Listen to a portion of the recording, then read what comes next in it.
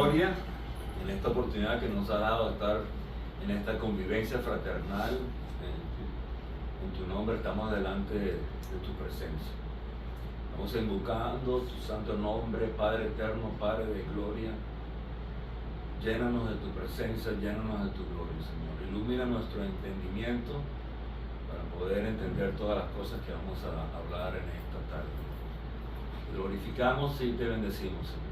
Unge a tu siervo, que lo que proceda de mi boca sea de tu trono, Señor, para edificación de tu pueblo. Te bendecimos y te glorificamos en el nombre de Cristo. Todos decimos Amén. Yo tenía planeado otro mensaje, pero Dios siempre tiene la última palabra y cambió la dinámica de la dirección que yo sentí. Va a seguir, pero no hoy. La semana que viene va a ser la dirección. Pero el título de este mensaje se llama Reavivar el fuego. Reavivar el fuego. Entonces muchos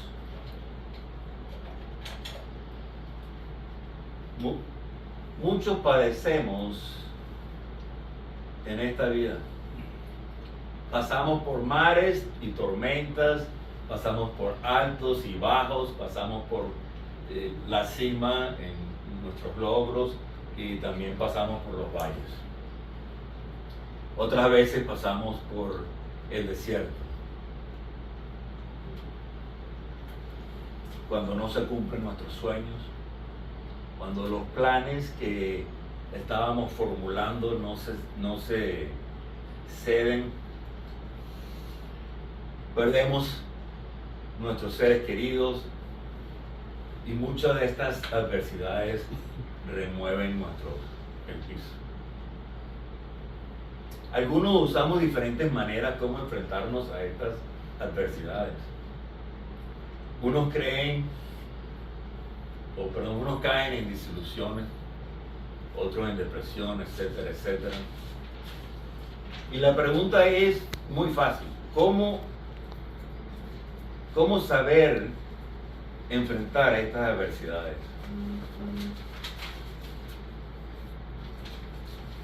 ¿Cómo aprendemos a balancear la polarización donde una fuente nos lleva por un lado y por otro?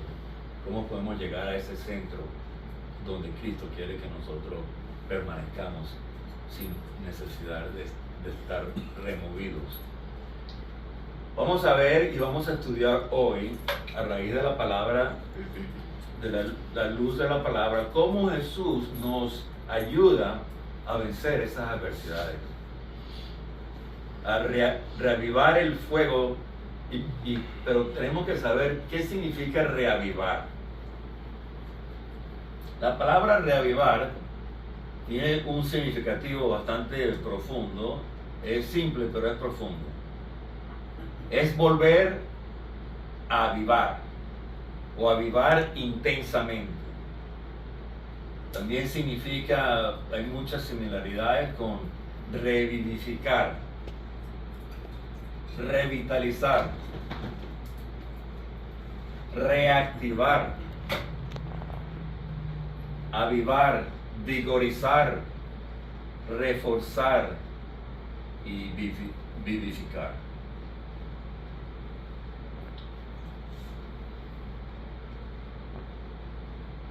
Es una palabra intensa,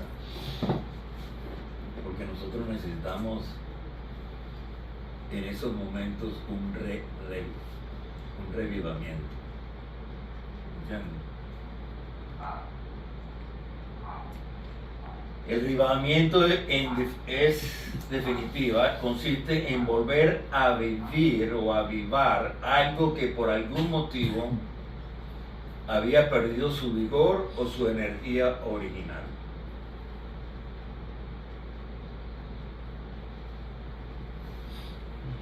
Volver a avivar es como dar vigor a una cosa, el fuego que se pidió a levantarse un poco del viento y fortalecer,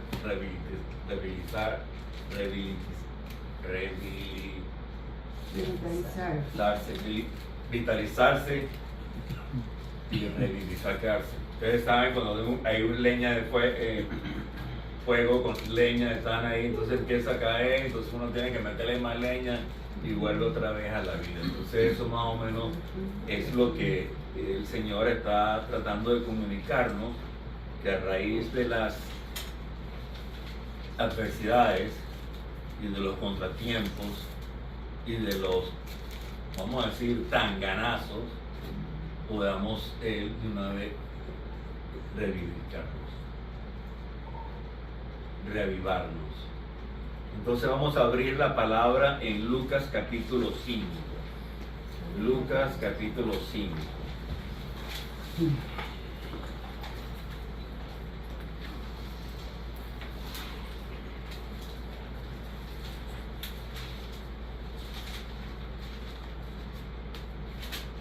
Aquí vamos a ver un milagro, la pesca milagrosa, poderosa del Señor. Empezamos un poco con el versículo.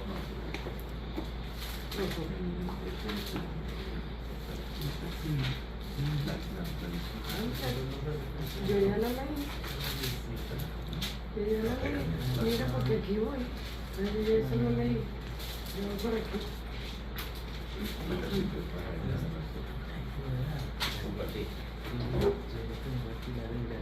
¿Y te la leí?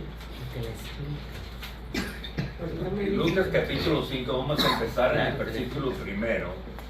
Dice: aconteció que mientras las multitudes se agolpaban sobre él y escuchaban la palabra de Dios, Jesús estaba de pie junto al lago de Genezaret y vio dos barcas que estaban a la orilla del lago.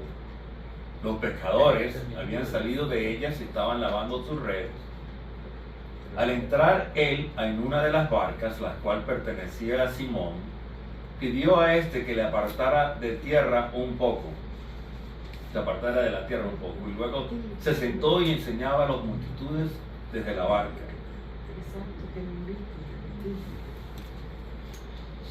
Cuando acabó de hablarles, dijo a Simón: bogad mar adentro y echen sus redes para pescar. Simón le respondió y dijo: Maestro, toda la noche hemos trabajado duro y no hemos pescado nada, pero por tu palabra echaré la red. Cuando lo hicieron, atraparon una gran cantidad de peces y sus redes se rompían. Hicieron señas a sus compañeros que estaban en la otra barca para que vinieran a ayudarles. Ellos vinieron y llenaron ambas barcas de manera que se hundían. Y Simón Pedro, al verlo, cayó de rodillas ante Jesús, exclamando: apártate de mí, Señor, porque soy hombre pecador. Por la pesca que había logrado, el temor se apoderó de Pedro y de todos los que estaban con él.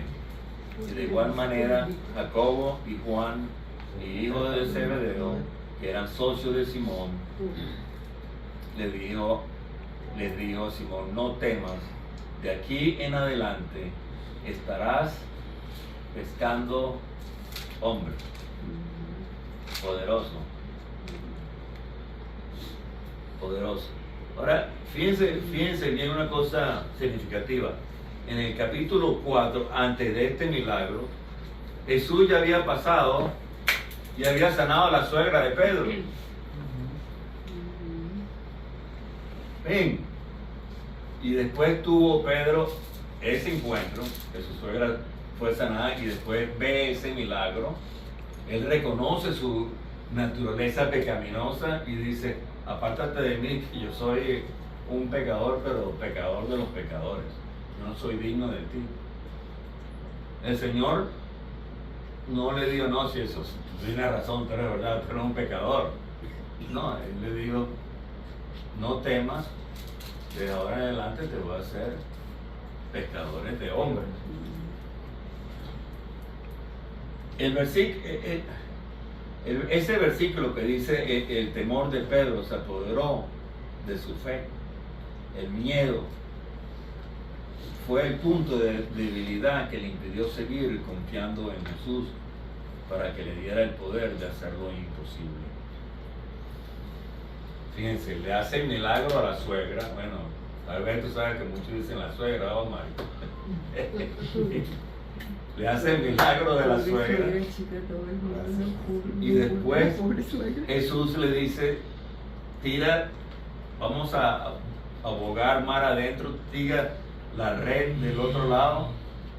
Y dice, pero nosotros pecamos toda la noche, los pecadores pecaban toda la noche. Regresaban en la madrugada de nuevo. Pescaba. Pescaba.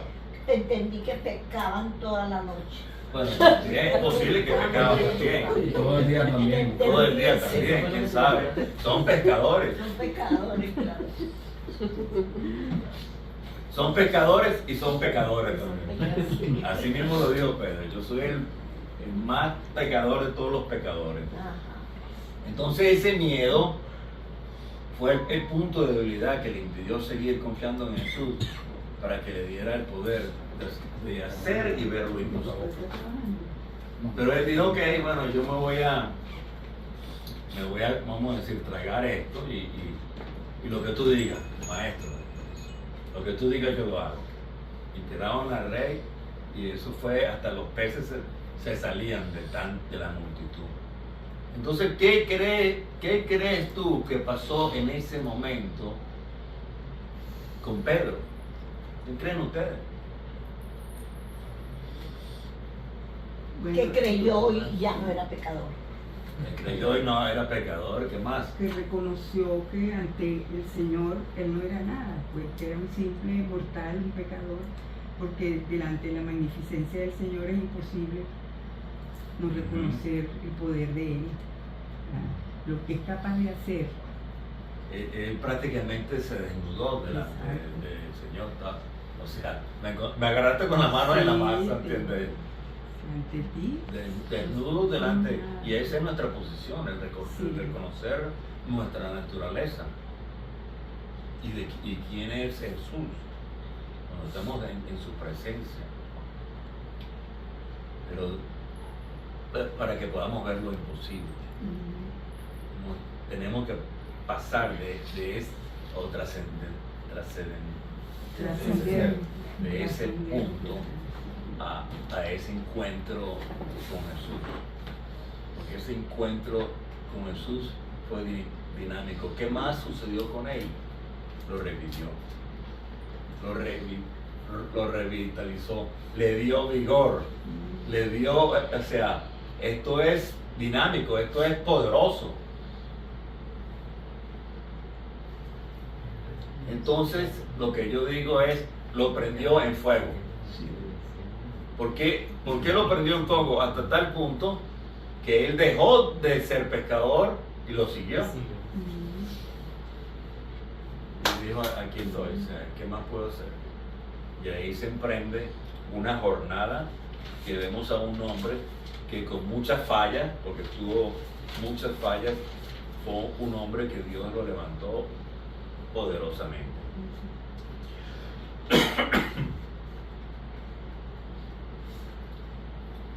Pedro y los discípulos, ellos seguían creciendo, estando con el Señor por sus enseñanzas, seguían evolucionando. Nosotros, como seguidores de Cristo, no podemos paralizar ese crecimiento. Y la única forma de que vamos a crecer es a través de la palabra, de cumplir y hacer lo que Él nos dice que hagamos. Porque nosotros podemos saber mucho, pero si no hacemos nada, eso no nos ayuda mucho. Nosotros tenemos que poner en práctica sus enseñanzas día tras día, estudiando, meditando, estudiando las Escrituras, creciendo para poder creer en lo imposible. Ahora ustedes ven, bueno, esas bendiciones que les conté son insignificativas, ¿verdad?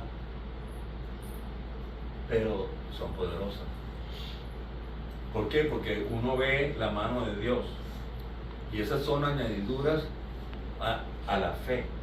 Cuando tú ves Dios trabajando delante de ti, abriendo puertas, y sabes y reconoces que es Él, entonces eso se añade a tu bolsita. ¿Entiendes? Entonces se va añadiendo. Y cuando otras cosas sucedan, vas también a experimentar y a creer lo imposible. ¿Verdad, Lulu? Ella dijo amén. ¿Cuántos dicen amén? Amén. No hay nada imposible para Dios. Nada. Absolutamente nada. Yo por al revés. Entonces, llegó el momento cuando Jesús les contaba a los discípulos de su muerte. Ayúdame, Josefina. Yo espero que no se grabe eso en el video, ¿no? Eso, gracias. Llega el momento donde Jesús les explica a ellos, mira, yo me voy a morir. Y yo me imagino que esa noticia, aunque ellos lo sabían, pero no lo sabían, me explico. Sabían lo que los profetas habían dicho, pero no lo quiero creer, ¿verdad? Entonces, Jesús explicándole a eso, yo me imagino, los discípulos tenían otros sueños, ellos tenían otras esperanzas. Ellos creían que cuando Cristo vino por primera vez, Él iba a establecer el reino de Dios en ese momento. Él iba a tumbar a los romanos. Y Cristo iba a reinar por siempre en ese momento. Entonces ellos no entendían que su primera venida tenía un propósito de una misión. Pero su segundo regreso es lo que ellos creían que va a suceder, pero en un futuro. Entonces, cuando Jesús les sigue explicando a ellos lo sucedido, Pedro reacciona. Dice, no, que va, esto no va a pasar. Yo estoy dispuesto a morir por ti. ¿No? Estoy dispuesto a hacer lo que sea. Dice, y yo voy a sacar mi espada y voy a acuchillar a cualquiera. Cuando vinieron a arrestarlo, él sacó su espada y le cortó la oreja a uno de los soldados. Y Jesús le dijo, no, tranquilo, esto tiene que pasar. Él agarró la oreja y se la pegó otra vez. ¿Entiendes? Y Pedro, viendo todo eso, su reacción, por eso digo, vemos sus fallas, pero también vemos un hombre que era intenso. Y Pedro, Jesús le dijo, mira, Pedro, vamos a sentarnos tú y yo aquí. Antes de que el gallo cante, esta noche, antes de que el gallo cante 3 veces, vas a cantar 3 veces, tú me vas a negar 3 veces. ¿Cuántas veces? 3. ¿Cuántas veces iba a cantar el gallo? 1. ¿Y cuántas veces lo negó? 3. Entonces acuérdense el número 3. 3 veces lo negó.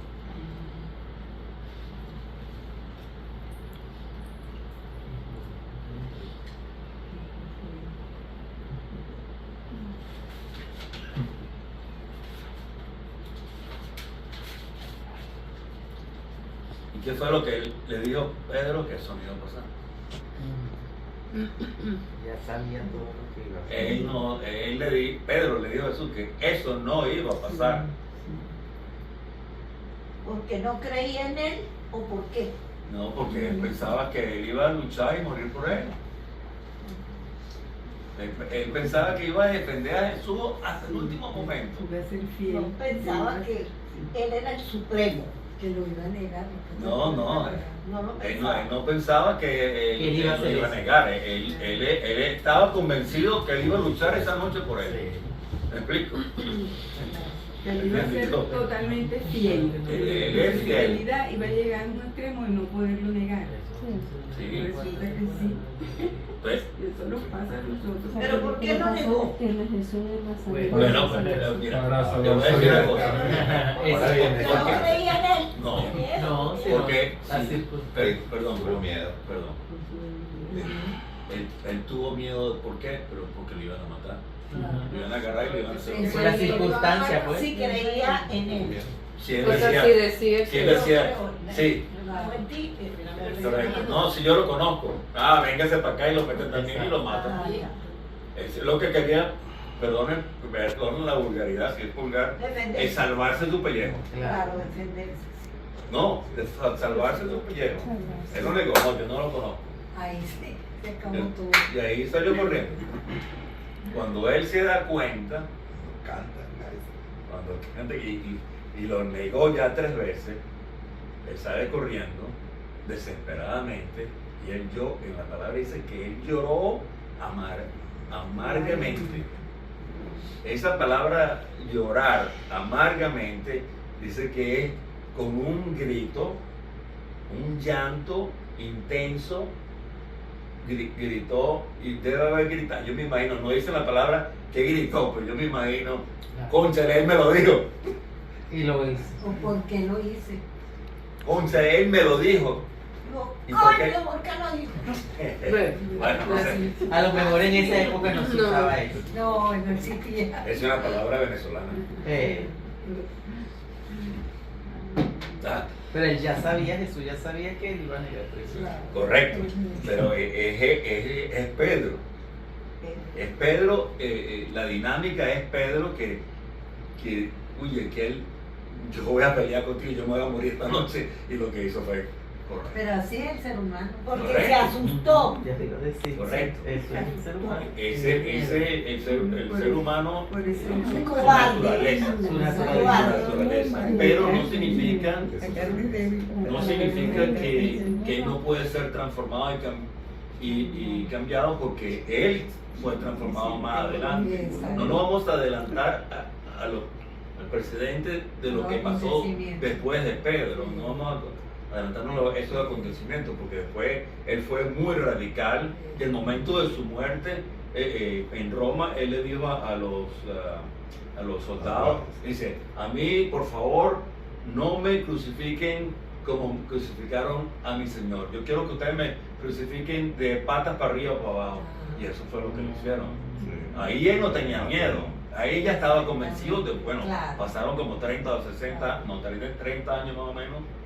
Fue en el 64 después de Cristo que él sufrió, él murió. Pero él se entregó después, él reconoció y él fue un tremendo guerrero. O sea, no nos enfoquemos en las cosas que hizo, pero esas cosas que hizo son precedentes al hombre que después, el gigante que después llegó a ser. ¿Entiendes? Es como que si Maduro se arrepiente, algo así. No, Maduro. Que No hay comparación porque tú estás hablando de una persona que no está caminando y siendo discípulo de Cristo. Son cosas completamente diferentes. Sí, porque no hay a quien rendirse. Correcto. Con él no hay a quien rendirse. Pero bueno, tarde o temprano se va a rendir. Claro, al podemos orar Todopoderoso. por él para que a veces cambie. Y tarde o temprano Dios va a pasar factura. Entonces, ¿vamos a seguir o lo paramos? No, sigue, Vamos a darle, sigue, pues. dale. Dale. Entonces, ¿está bueno? Ah, bueno. Bueno, entonces, fíjense la dinámica de un hombre, cómo tú lo ves prácticamente como un bebé cuando reconoce a Cristo como su Señor y su Salvador y experimenta una transformación poco a poco, porque no es de la noche a la mañana, y después se convierte en un gigante espiritual. Cuando el poder del Espíritu Santo, que Jesús le había dicho después de la resurrección, esperen por la promesa del Padre, que el Espíritu Santo va a caer y se va a derramar con poder, en Jerusalén cayó con poder y Pedro fue el primero que se levantó y echó tremenda predicada y 3,000 personas aceptaron a Cristo. 3,000. Lástima que no esté ahora allá en Jerusalén. Bueno, pero él dejó a otros. ¿Qué va? ¿Quién está ahí? Nadie. No, Una no, guerra. No, lo que te que. No tanto así. Mira, Eso iba a suceder, es que ellos viven en guerra, pero. Eso es bíblico. Claro, Eso eso es bíblico. Eso es desde el tiempo de... ok, ¿Quién bueno, tiene aquí que le vamos detener a... esa guerra? Dios tiene que detener esa Bueno, guerra. él lo va a pasar. Mira, va lo a que pasar. pasa es Es la promesa. hay que entender, y eso lo vamos a hablar más adelante, cuando yo hable de la situación y actualización de las profecías bíblicas, lo que está pasando ahorita. Entonces, tienes que esperar hasta que yo Cuando toque. Tienes que tener. Tienes que tener un poco de paciencia, Sí. pero hay una dinámica muy particular lo que está pasando ahorita en medio del Claro. mundo, correlacionado con las profecías bíblicas precedentes al segundo regreso de nuestro Señor Jesucristo. Estemos sintonizados, vamos a terminar la primera parte y vamos a arrancar a la segunda parte. Entonces, ¿qué fue lo que pasa? Jesús lo crucifican, lo entierran. Pero, ¿qué dinámica sucedió con los discípulos? ¿Ese eres tuyo? Ah, no.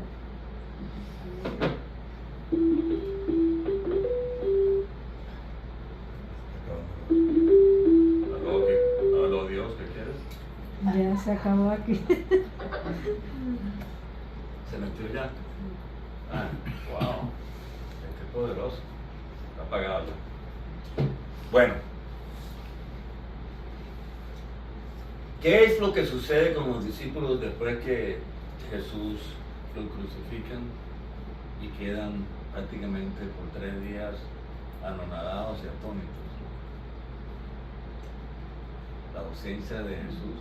Ellos esperaban que iban a estar con Jesús el resto de su vida.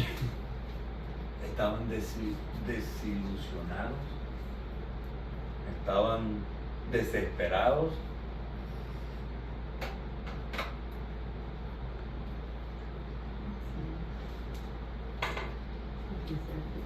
¿Y qué fue lo que pasó? Ellos dijeron, yo me voy a pescar. Vamos a hacer lo que yo hacía antes. Y esto pasó. Sí, no sabemos qué hacer, cómo trabajar esto. Jesús, cuando resucita después, se les aparece. Se les apareció varias veces, pero todavía ellos estaban noqueados. No pudieron haber asimilado su muerte y la resurrección. Sí, porque Y cuando después que resucita, vamos a saltar al libro de Juan, capítulo 20. Juan, capítulo 20.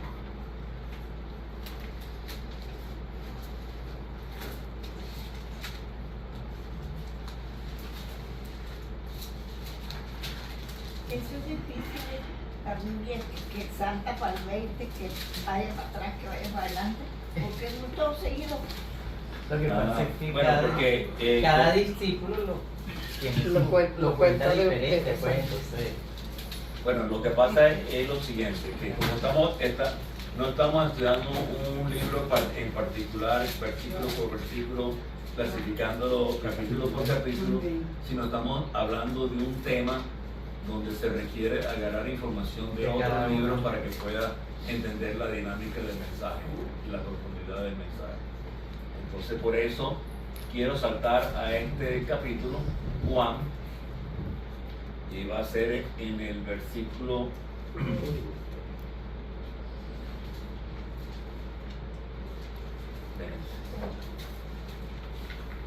19.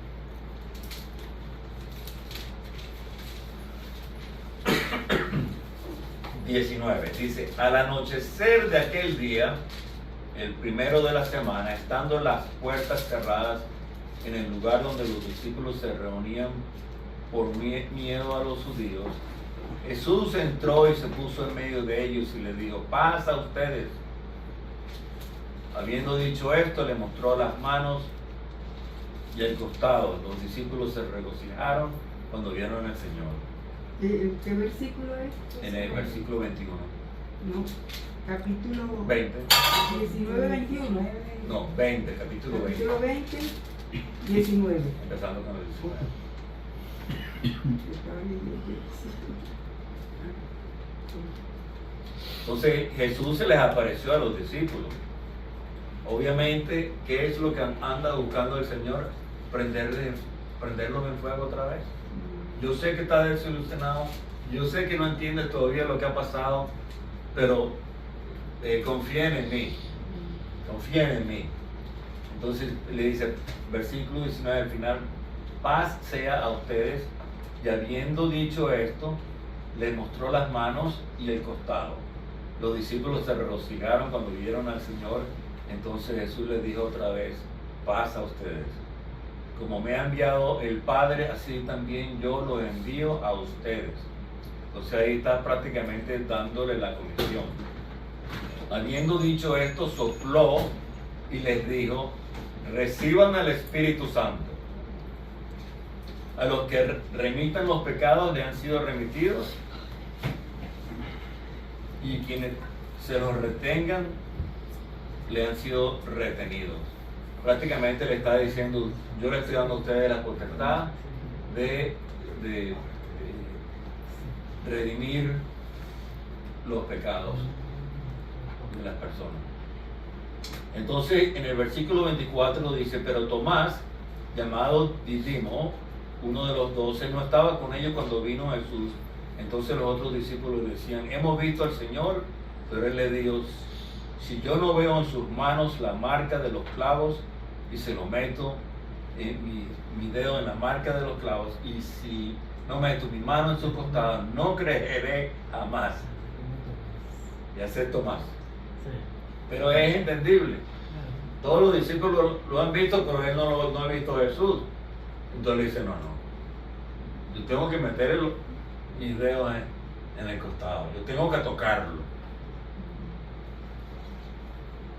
Y inclusive dijo, yo no creeré jamás si él no lo hace.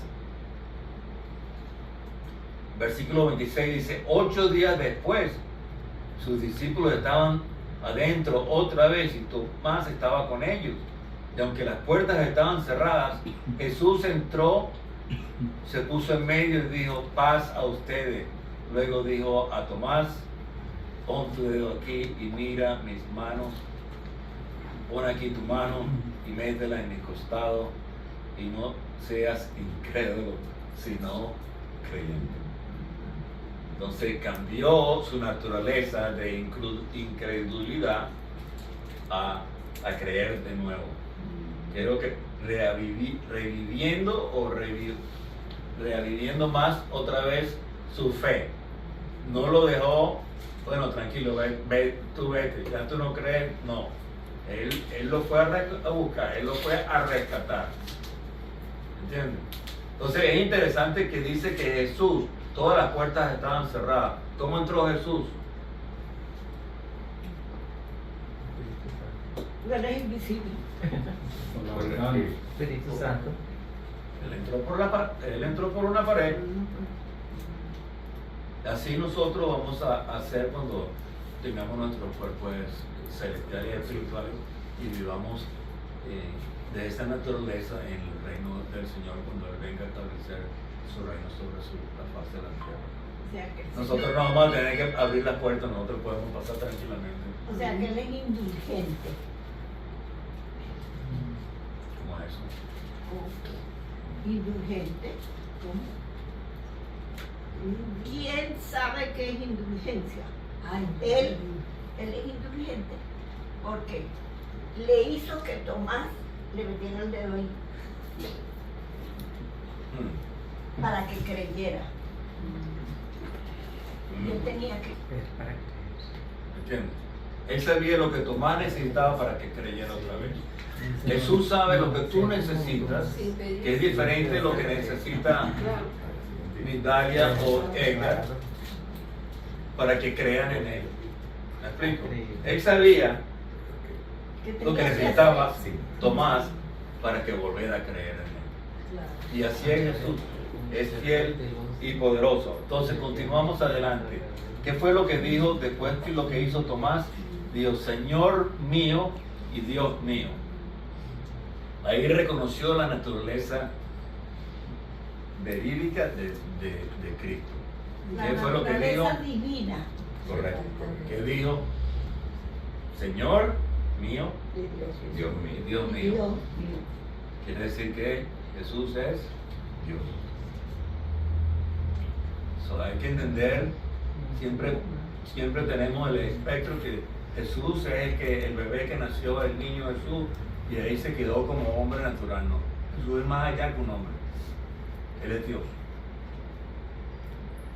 Cuando entendamos nuestra naturaleza, que Dios dio un paso de la eternidad a caminar con nosotros para mostrarnos el camino al Padre y cómo ser hijo de Dios, entonces vamos a ser como Pedro, vamos a estremecer las naciones, vamos a estremecer al mundo, vamos a estremecer nuestro entorno, porque sabemos su naturaleza, quién es Él y quiénes somos nosotros y qué es lo que quiere que Él haga con nosotros, qué es lo que debemos hacer. Amén. Amén. Qué bello como termina ese capítulo aquí. Dice, bienaventurados los que no vieron y creyeron. Y eso es bien importante, Gloria, porque a veces hablamos en las reuniones y nosotros a veces queremos ver las cosas, tú sabes, tangibles para creer. Hay cantidad de circunstancias, hay cantidad de pruebas que el Señor, señales que el Señor te da, que tú no las ves, pero sabes que vienen de Él y tú tienes que creer que vienen de Él. Entonces por eso, bienaventurados los que no hemos visto y creemos. Pero fíjate sí. Esa palabra bienaventurado, sí. la raíz viene, qué afortunado eres. Sí. Qué bendito eres. Qué privilegiado. Qué bendito eres. La otra palabra, en el griego, esa palabra significa qué favor de Dios tienes, porque no lo has visto, pero no lo viste, no lo tocaste, pero creíste. Poderoso. Sí, a veces es difícil, ¿viste? Bien difícil. ¿Por qué? Sí, porque a pesar de que el Señor ya les había anunciado a sus discípulos que Él iba a morir, y cuando él lo mataron, que no creían que iba a resucitar, ellos perdieron la fe, porque pensaban que el Señor no podía resucitar. Por eso fue que Él, inclusive cuando se les apareció en el camino, no sabían que era Jesús, a los de sus discípulos no lo reconocieron. La única fue María Magdalena. Ella sí inmediatamente se dio cuenta que era el Señor. No sé. Pero era que tenían poca fe. Bueno, como hombre, pero ¿de quién estás hablando tú? Como hombre. En este caso en particular, en este caso en particular era Tomás que no creía. Nosotros dicen que lo vieron y creyeron. El único que dudó fue Tomás. Porque no lo vio. Porque no lo había visto. Ver para creer. Pero es bienaventurado, bendito aquellos. ¿Y quiénes somos? ¿De quién está hablando Jesús?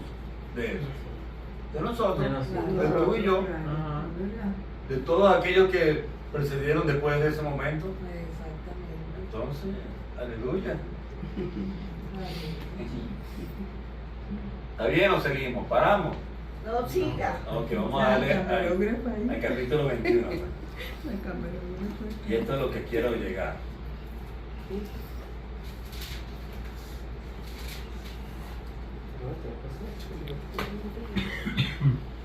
Capítulo 21, empezando por el versículo. Lo voy a leer rápido. Dice, después de esto Jesús se manifestó otra vez a sus discípulos en el mar de Tiberias. Se manifestó de esta manera. Estaban juntos Simón, Pedro, Tomás llamado Dídimo, Nataniel, que era de Cana de Galilea, los hijos de Zebedeo y otros dos de sus discípulos. Y Simón Pedro le dijo, voy a pescar. Todavía él está pataleando, o sea, él no está convencido, ¿verdad? Él no está convencido. Está, pero no está. porque fue debe haber sido un golpe fuerte para él, que estando 3 años con él, caminando con él, viviendo con él, durmiendo con él, comiendo con él, viendo tantos milagros, él viene y lo niega. Eso lo debe haber estremecido. Dice, yo voy a pescar. Entonces le dijeron los otros, bueno, nosotros vamos contigo. Ellos todavía estaban desorientados y no sabían qué hacer. Y salieron y entraron en la barca, pero aquella noche no consiguieron nada. Y al amanecer Jesús se presentó en la playa, aunque los discípulos no se daban cuenta de que era Jesús. Entonces Jesús les dijo, hijitos, ¿no tienen nada de comer? Le contestaron, no. Él les dijo, echad la red al otro lado derecho de la barca y hallarán. La echaron pues y ya no podían sacarla por la gran cantidad de peces. Entonces aquel discípulo a quien Jesús amaba dijo a Pedro, ese discípulo es Juan, le dijo a Pedro, ese es el Señor. Cuando Simón Pedro oyó que era el Señor, se ciñó el manto, se quitó, se puso su traje de baño, pues se lo había quitado y se tiró al mar. Los otros discípulos llegaron con la barca arrastrando la red con los peces porque no estaban lejos de tierra sino como a 100 metros, y cuando bajaron a tierra vieron brasas puestas con pescado encima y pan, y Jesús les dijo, traigan de los pescados que ahora han pescado. Entonces Simón Pedro subió y sacó a tierra la red llena de grandes pescados, 153 de ellos, y aunque eran tantos, la red no se rompió. Y Jesús les dijo, vengan, coman. Desayunando con pescado, imagínense. Y crudos. Amén. Ninguno de los discípulos, ninguno de los discípulos osaba preguntarle, ¿tú quién eres? Pues sabían que era el Señor. Vino entonces Jesús y tomó el pan y les dio, y también le hizo lo mismo con el pescado. Esta era ya la tercera vez que Jesús se había manifestado a sus discípulos después de haber resucitado entre los muertos. Fíjense que se había manifestado 3 veces y todavía estaban... Versículo 15. Cuando hubieron comido, Jesús dijo a Simón Pedro, yo quiero que oigan esta parte.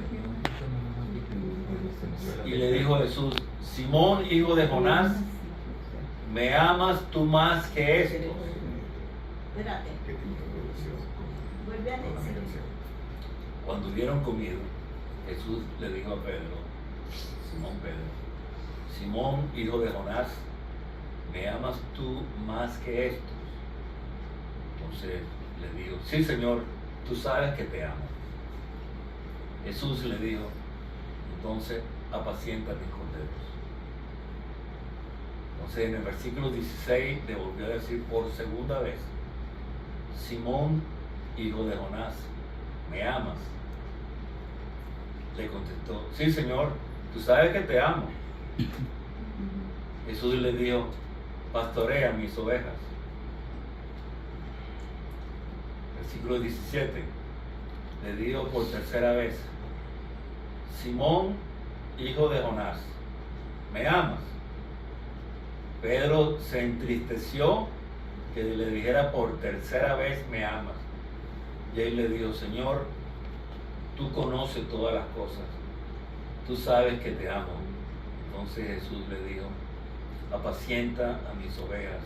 De cierto te digo, cuando eras más joven, tú ceñías e ibas donde querías, pero cuando seas viejo, extenderás la mano y te ceñirá otro y te llevará a donde no quieras.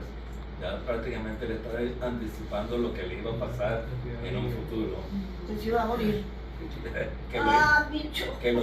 que iba a ser estremecido. Sí. No que se iba a morir, sino que los romanos lo iban a zarandear. ¿Me explico? Pero ya estaban preparados, como todos los discípulos, ya ellos sabían cuál era su destino, porque Dios ya se lo había dicho. Ellos no murieron no sabiendo que iban a morir, ¿me explico? Ellos ya sabían lo que le iba a tocar. versículo 19. Esto dijo, señalando que muerte Pedro había de glorificar a Dios. Después de haber dicho esto, le dijo, sígueme. Entonces lo recalcó otra vez a Pedro, sígueme. Pero vamos a analizar esto un poco más detalladamente. ¿Cuándo fue el momento que Jesús llamó a Pedro? Cuando estaba pescando. Cuando estaba pescando. Estaba en una barca. ¿Qué sucedió en ese momento cuando estaba pescando? Que pescaron toda la noche. No pescaron nada. Y después vio lo imposible, multitud. ¿Qué quiere decir él cuando le dijo apacienta mis Y ovejas? ahorita vamos Me adelanto. te adelantaste bien adelantada. Estoy hablando, haciendo una de cómo fue el primer llamado a Pedro por Jesús. Cuando lo llamó, pescando. Pescó toda la noche, no pescó nada, y ahí se le reveló quién era él.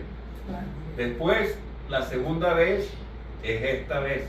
El mismo escenario, el mismo escenario, lo dije en inglés, perdón.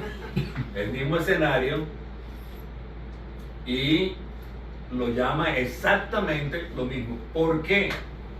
Porque esa vivencia que tenía Pedro en ese momento, la primera vez, la segunda vez iba a ¿cómo se dice? A prender otra vez el fuego que A revivir otra vez. esa misma. A revivir esa experiencia. Aparte de revivir esa experiencia, lo iba a sanar. ¿Cuántas veces lo negó? Porque dije que no se olvidaran del número 3. ¿Cuántas veces lo negó? 3 veces. ¿Cuántas veces Jesús le preguntó si lo amaba? 3 veces. Sanando esa herida. Cada vez que le decía, y él decía, sí, yo sé que te amo, ahí lo estaba sanando. Emocionalmente, espiritualmente, Jesús lo estaba sanando. Jesús lo estaba reactivando de nuevo. Lo estaba vitalizando de nuevo. Lo estaba vivificando de nuevo. Así es Jesús. No iba a perder a Pedro de ninguna manera. Cuando él dijo, tú me amas, entonces le dijo, apacienta primero a mis corderos. Los corderos son los nuevos, los bebés. Los corderos son espiritualmente los nuevos creyentes. Apaciéntalos, ten misericordia con ellos, apaciéntalos, porque va a haber un proceso de crecimiento. Apaciéntalos, aliméntalos, enséñale la palabra. Entonces el segundo llamado, si tú me amas, ¿qué fue lo que dijo? Apacienta a quién? A mis ovejas. Las ovejas que ya están gorditas, ya están más grandecitas, un poquitico más maduras. El cordero necesita ¿qué? Leche, pero las ovejas necesitan carne. Pero muchas iglesias lo que están dando todavía es leche a personas que ya están grandototas y gordotas de pura leche. Hay que darle carne, porque eso es lo que va a proceder a el crecimiento espiritual y la madurez espiritual y el conocimiento pleno de quién es Él y del conocimiento pleno de cuál es tu misión y tu propósito y el plan que Dios tiene para tu vida. Dios tiene un plan para cada uno de nosotros. Amén. No es que ese plan es para ti, o este plan es para allá, o este plan es para Pedro, es para todos. Y es descubrir el plan que Dios tiene para ti. Porque Dios te ha creado con propósito. Dios ha creado un plan para ti. Y sucederán cosas en tu vida hasta que tú canalices cuál es tu llamado. ¿Y cuál es tu llamado?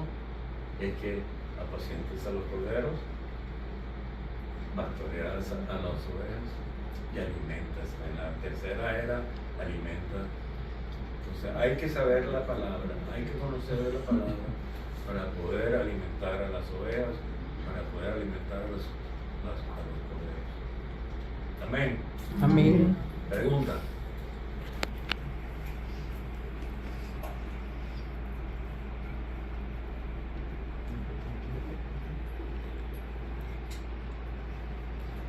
A Bueno, veces no estamos conformes con el plan de Dios, o siempre debemos de... O no creemos, no es que no estemos conformes, o no creemos, o no tenemos fe. yo creo que no es que no estemos conformes o es que no creemos, es que no sabemos cuál es el plan de Dios. Ajá. No sabemos cuál es el plan de Dios. Cuando tú te sientas con el Señor, vamos a decir mano a mano, o sea, dile, porque Jesús se lo reveló a ellos y le dijo cuál era el plan. Dios tiene un plan para cada uno de nosotros. Lo que pasa es que a veces no lo escuchamos, no tenemos tiempo de sentarnos y buscar su rostro, postrarnos delante de Él y descubrir cuál es el plan que tiene para tu vida. Pero Dios tiene un plan para con nosotros. Y entonces, si hay distracciones que impiden llegar a ese momento de esa realización, ¿cuál es? Por menos una vez, hace muchos años, cuando yo tenía los hospitales psiquiátricos, había una enfermera que estaba en fuego del Señor. Los hospitales psiquiátricos yo tenía, era centrado puro en la palabra. Bueno, ha sido una gran bendición estar con ustedes esta tarde. Espero que haya sido de mucha edificación y nos los esperamos la semana que viene con un mensaje que tengo muy caliente, muy caliente. Que Dios me lo bendiga, los quiero mucho y que Dios alumbre su rostro sobre cada uno de ustedes como así ustedes alumbran dentro de mi corazón. Amén. Amén.